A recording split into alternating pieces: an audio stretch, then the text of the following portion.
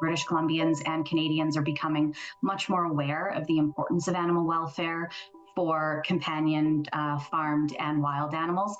Unfortunately, I don't think it has received as much attention in government policy as we would like historically, but I think that is starting to change, and I think that is being recognized by government. But elections are a really critical time for people to talk to their candidates about animal welfare, because this is when politicians are really listening to their voters.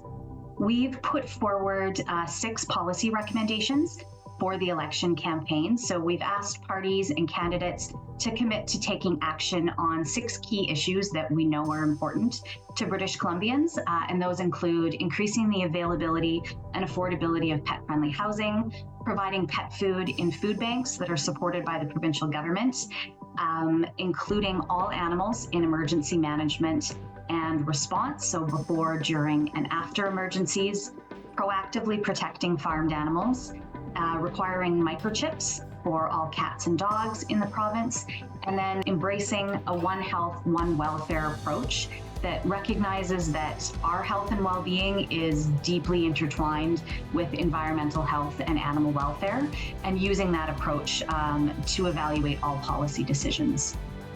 I would encourage all British Columbians to use the opportunity of an election when politicians are really closely listening to what their voters want.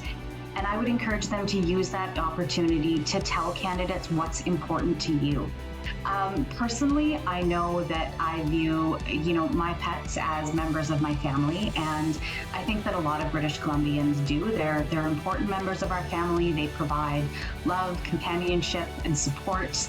They can help people make social connections. So, if you're out walking your dog and you run into a neighbor, you're more likely to have a conversation with them. So I think they really add a lot to our lives in terms of companion animals.